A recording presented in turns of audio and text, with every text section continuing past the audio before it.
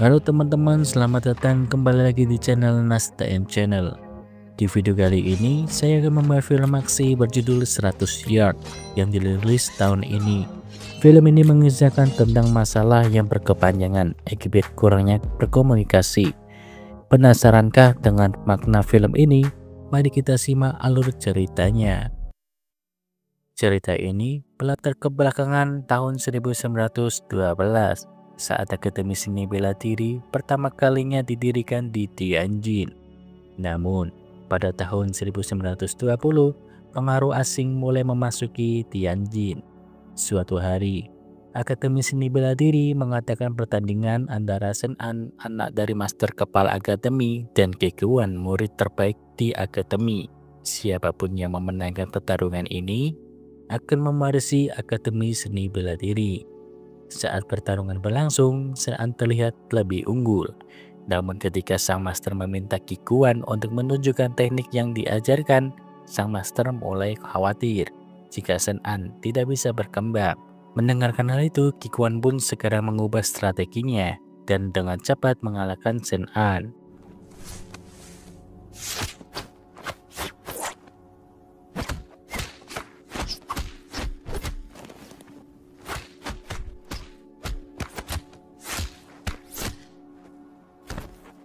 Namun setelah pertarungan berakhir, sang master meninggal dunia karena penyakit yang dideritanya. Dengan kepergian sang master, Kikuan resmi diangkat sebagai master kepala akademi yang baru.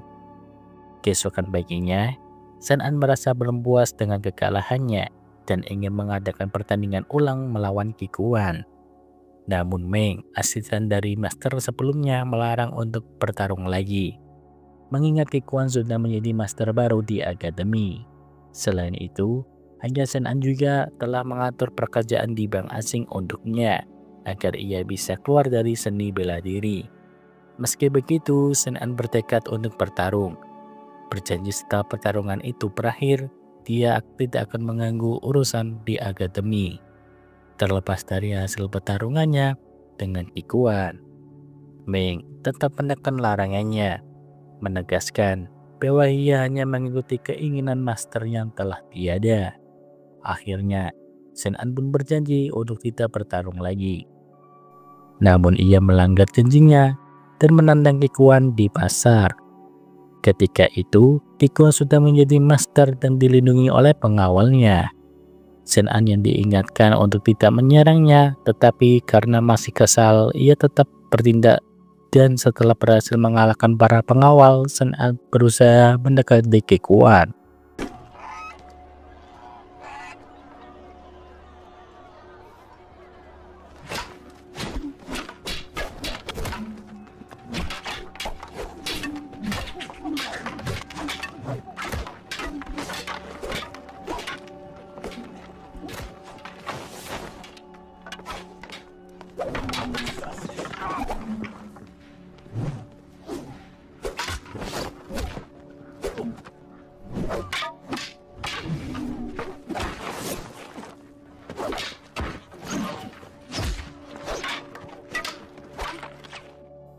Namun Kikuan yang enggan bertarung segera melarikan diri. Saat itu, sekelompok preman muncul dan melemparkan kotoran sebagai peringatan bagi Shen An. Karena terdesak, Shen An pun akhirnya meninggalkan tempat tersebut. Setelah meninggalkan pasar, Meng yang mengetahui pertarungan yang dilakukan Shen An segera menemui dan memintanya untuk bekerja di bank. Ia menegaskan bahwa Shen An telah melanggar aturan leluhur seni bela diri dengan mempertontonkan seni bela diri sebagai pertunjukan. Sebagai penerus seni bela diri, Shen An harusnya mengikuti aturan para leluhurnya. Untuk menghindari perdebatan, Shen An pun pergi meninggalkan Meng sejenak. Setelah meninggalkan Meng, Shen An dia bertemu dengan pemimpin preman yang diperintahkan oleh Kikuan. Sebagai bentuk permintaan maaf karena telah mempermalukan Shen An di depan umum, pemimpin preman yang bernama Yin mematahkan lengannya. Sementara Shen An yang mengetahui bahwa Kikuan terlibat dengan para preman, dia hanya bisa menahan amarahnya. Shen An pun mengikuti saran dari Meng untuk bekerja di bank asing. Di tengah pekerjaannya, Shen An dipanggil oleh pemimpin bank untuk melakukan pertarungan. Awalnya, Sen An menolak karena menganggap seni bela diri bukanlah sebuah pertunjukan. Namun ketika pemilik bank menawarkan Sen An dan menyebut pengecut, Sen An pun berubah pikiran dan bersedia bertarung.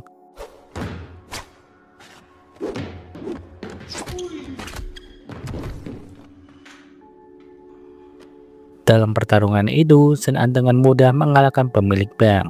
Setelah itu, petarung yang dikirim oleh pejabat bank mengajukan aturan agar Sen An tidak melakukan tendangan. Meskipun demikian, dengan aturan tersebut, Sen An tetap bisa mengalahkan lawannya dengan mudah. Keesokan harinya, diadakan rapat di akademi untuk membahas pelanggaran yang dilakukan oleh Qi Kuan. Terungkap bahwa Qi Kuan telah merekrut para preman dan melatih mereka dalam seni bela diri secara turun-temurun. Namun, aliran seni bela diri tidak mengajarkan kekerasan kepada para preman atau orang asing, karena tujuannya adalah untuk melindungi seni bela diri dari penyalahgunaan. Meng berniatan untuk Qi Kuan untuk meminta maaf di depan para ketua. Namun Qi Kuan menolak karena merasa apa yang dilakukan merupakan bagian dari perubahan yang ia lakukan di tengah gemburan orang asing yang memasuki di Tianjin. Ketegangan pun sempat terjadi ketika beberapa ketua menolak perubahan yang diusulkan oleh Qi Kuan. Akhirnya kesepakatan yang diambil memberikan Qi Kuan waktu dalam 2 tahun untuk menunjukkan hasil perubahan yang dia lakukan. Meskipun semua ketua setuju, Meng menambahkan syarat bahwa setelah 1 tahun akan diadakan pertandingan antara Sen An dan Qi Kuan.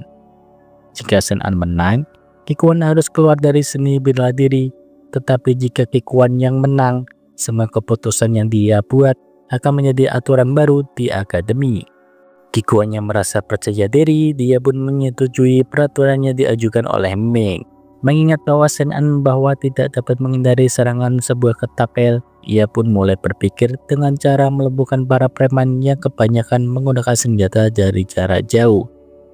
Mendengarkan pemikiran Sen An, Meng menjelaskan bahwa para pendahulu seni bela diri pernah menggunakan senjata api untuk melindungi diri dari para bandit. Setelah akademi dibangun, senjata api tersebut disimpan dengan aman. Dan para preman yang menyadari hal itu pun mulai tunduk di bawah otoritas akademi bela diri. Menghadapi pertarungan melawan Qi Kuan, Meng menyarankan Sen An untuk mempelajari jurus Xingyu keempat yang belum dikuasai oleh Qi Kuan. Sayangnya, sebelum Meng bisa memberikan penjelasan lebih lanjut, tiba-tiba ia ditembak oleh seseorang dan tewas. Setelah kejadian itu, Sen An segera kembali ke akademi, menduga Qi Kuan adalah pelakunya. Meskipun Qi Kuan bersumpah tidak terlibat, Sen An tidak mempercayainya. Ia ingin menyelesaikan masalah ini dengan pertarungan. Dan dalam duel tersebut mereka akan menggunakan senjata sesungguhnya. Jika Sen An kalah, ia mengakui bahwa Qi Kuan bukan pelakunya. Namun jika Sen An menang, Qi Kuan harus menerima konsekuensi atas kematian Meng. Meskipun dapat tidak masuk akal, Qi Kuan sebagai seorang seniman bela diri menerima tantangan tersebut. Keesokan harinya, Sen An bertemu dengan kekasihnya Yui. Diceritakan bahwa Yui adalah anak haram dari pemilik sebuah bank asing. Sebelumnya, Sen An sudah dijodohkan oleh seorang wanita dari lingkungan seni bela diri untuk melanjutkan akademi. Tetapi, setelah mengetahui keinginan ayahnya untuk menariknya dari timnya bela diri, ayahnya pun merestui hubungan antara Yui dan Sen An. Namun setelah memutuskan untuk kembali ke dunia bela diri, Sen An merasa harus mengakhiri hubungan mereka. Sebelum pergi, Yui meminta agar Sen An menemuinya di pesta tengah malam, karena ada hal yang penting yang ia sampaikan. Malam itu, Sen An memenuhi permintaan Yui dan datang ke pesta. Ketika mereka bertemu dan bertangsa, Yui berkata agar Sen An tidak mempercayai apa yang ia lihat. Karena suatu hari nanti, Sen An akan mengetahui siapa Yui sebenarnya. Setelah keluar dari pesta, Sen An dihadang oleh Yin, anggota kelompoknya, yang mengancam akan membunuh Sen An jika ia melukai Qi Kuan. Namun ancaman itu tidak berarti dan Sen An dapat mengalahkan Yin dengan mudah. Sesaat setelah Yin sadar, ia mulai menembakkan Sen An, tetapi pada saat yang sama seorang ketua bernama Wu muncul untuk melindungi Sen An.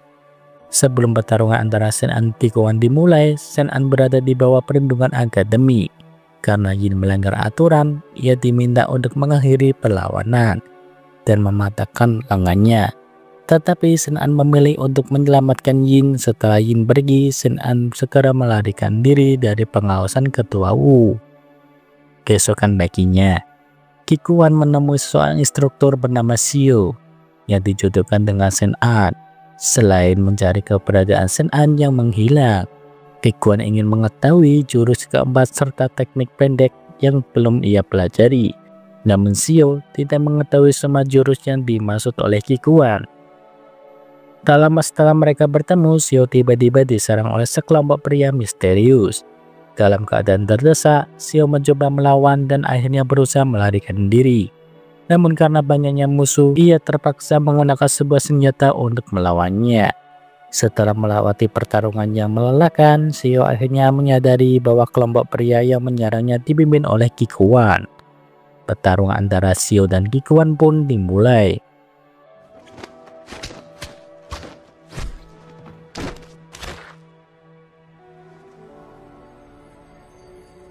Tetapi pada akhirnya Xiao pun kalah. Saat Xiao ditangkap, Qi Kuan mencurigai bahwa jurus yang digunakan Xiao adalah jurus pendek yang diajarkan oleh sang master. Jurus ini sebenarnya tidak diajarkan kepada Qi Kuan karena dirancang untuk melawan dirinya sendiri. Namun alasan sebenarnya adalah karena jurus tersebut berasal dari bandit. Sejak awal, Xiao bukanlah calon menantu master. Master mengajarkan jurus pedang pendek tersebut karena ia berniatan untuk mewariskannya kepada keluarga Xiao. Tujuannya agar untuk mencegah agar jurus diajarkan kepada Shen An dan digunakan melawan Qi Kuan. Qi Kuan kemudian meminta Xiao untuk mengajari jurus pendek itu. Meski awalnya Xiao menolak, setelah Qi Kuan meyakinkan bahwa Xiao harus memiliki sekutu baik Shen An maupun Qi Kuan untuk memperkuat keluarga Xiao, Xiao pun akhirnya memilih Qi Kuan. Setelah Xiao dibawa keluar dari sel, Qi Kuan memberi Xiao kunci gerbang sebagai bukti kesetiaannya. Tanpa diduga, Xiao lebih memilih untuk kembali kepada Qi Kuan ketimbang melarikan diri dan memilih Shen An. Beberapa hari kemudian, pertarungan antara Qi Kuan dan Shen An pun tiba. Sebelum duel dimulai, keduanya mempersiapkan senjata masing-masing. Qi Kuan dengan pedang pendek dan Shen An dengan pedang panjang. Dengan memanfaatkan pedang panjangnya, Shen An berhasil merebut salah satu pedang pendek milik Qi Kuan. Shen An lalu melemparkan pedang pendek itu ke arah Xiao, seolah menyindirnya karena memilih Qi Kuan. Sementara itu, anggota-anggota akademi segera memberhentikan Qi Kuan yang dianggap sudah kalah. Namun Qi Kuan yang tidak bisa menerima kekalahannya langsung menyerang anggota akademi tersebut, membuat para ketua marah. Shen An segera melepas sarung pedangnya dan mempertegaskan bahwa pertarungannya melawan Qi Kuan bukanlah sekedar duel biasa. Aula pun menjadi hening dan pertarungan antara keduanya kembali dimulai.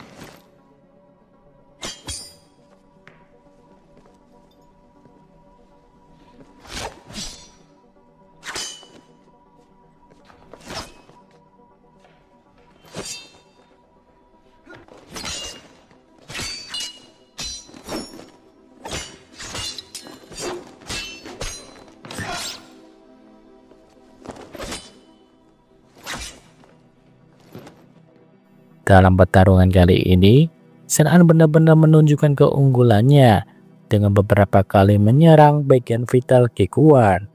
Meskipun terpojok, Qi Kuan terus berjuang hingga akhirnya ia tumbak. Saat Qi Kuan terancam dibunuh, Xiao tiba-tiba melindunginya dan menyebabkan semua anggota akademi segera memberhentikan pertarungan antara Shen An dan Qi Kuan. Setelah Qi Kuan dibawa pergi, diadakan rapat untuk membahas konflik ini. Agar masalah tidak menyebar, para ketua memutuskan untuk menganggap Kikuan sebagai kepala akademi demi menjaga reputasi. Shen An ditawari posisi sebagai juru bicara akademi, tetapi ia menolaknya. Ia merasa berhak menuntut karena Kikuan kalah dalam pertarungan sesuai perjanjian. Kikuan pun bersumpah untuk meninggalkan dunia persilatan. Namun setelah mengucapkan sumpah tersebut, ia mengucapkan telah merekrut pasukan dari barat untuk dilatih dan berencana untuk membentuk dunia persilatan sendiri. Sebelum meninggalkan akademi, Kikuan meminta diadakan pertarungan ulang karena merasa telah diperlakukan tidak adil. Shen An yang ingin membuktikan dirinya layak menjadi penerus ayahnya setuju untuk duel ulang tersebut. Setelah Shen An menerima tantangannya, Kikuan memerintahkan bawahannya untuk menyuap warga sehingga pasar berubah menjadi arena pertarungan. Sebagaimana yang ditanyakan Kikuan, ratusan anak buahnya berhasil direkrut. Setelah arena siap, Kikuan memaksa Shen An untuk menggunakan pedang pendeknya dan seperti yang ia pelajari, teknik pedang pendek lebih cocok untuk penyergapan, bukan duel. Kikuan ingin membuktikan apakah dirinya ditipu atau apakah Shen An berpura-pura lemah saat pertama kali mereka berduel. Kikuan kemudian memanggil beberapa anak buahnya untuk melawan Shen An dengan tongkat panjang. Karena Shen An belum menguasai teknik pedang pendek, ia pun menjadi sasaran empuk bagi tinju anak buah Kikuan. Merasa kesal, Shen An akhirnya memutuskan untuk melawan dengan tinjunya sendiri. Melihat Shen An tidak menggunakan pedang pendek, Kikuan memerintahkan Yin dan kelompokannya untuk menyerangnya. Shen An yang kini terjebak sendirian hanya bisa bersembunyi di bawah gerobak. Meskipun sudah putus asa, Kikuan terus memojok Shen An, namun Yin sebelumnya yang menyerang Shen An tiba-tiba berbalik menyerang anak buah Kikuan. Hal ini terjadi karena Shen An pernah mengampuni Yin. Yin kemudian meminta izin Kikuan agar Shen An bisa mengambil senjatanya kembali, dan Kikuan pun mengizinkannya. Tanpa diduga, Yin berbalik melawan Kikuan karena menganggap tindakan Kikuan sebagai tindakan pengecut yang mengeroyok Shen An. Sayangnya, ucapannya untuk membantu Shen An hanya berlangsung sekejap setelah Yin ditembak oleh salah satu anak buah dari Kikuan. Dengan Yin tewas dan Shen An sendirian, ia merasa tak berdaya. Namun tiba-tiba, Yui yang bertugas sebagai tukang pos muncul. Manfaatkan kedatangan Yui, Shen An berhasil melarikan diri dari anak buah Kikuan yang hanya mampu menyaksikan kepergiannya.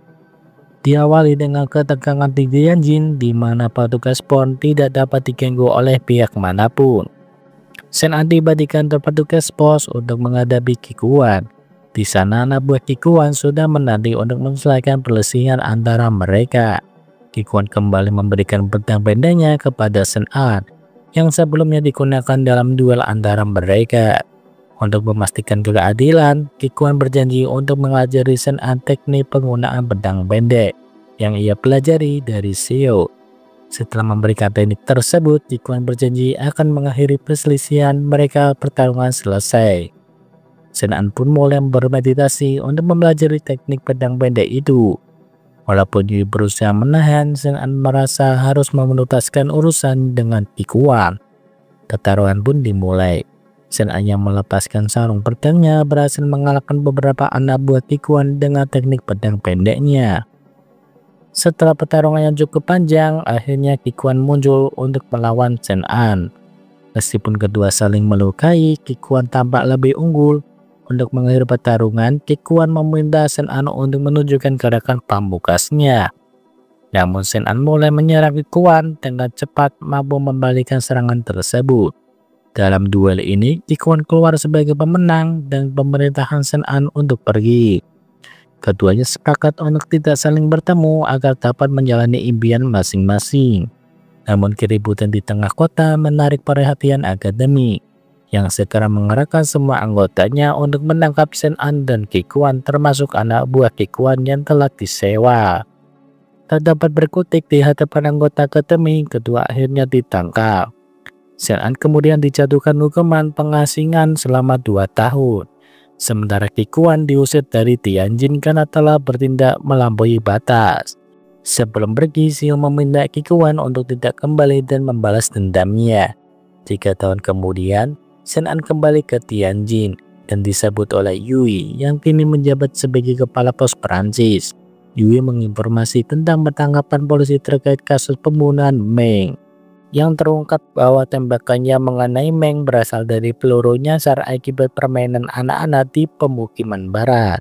Sementara itu, Akademi mengalami kesulitan karena kekurangan bakat untuk menjadi penerus.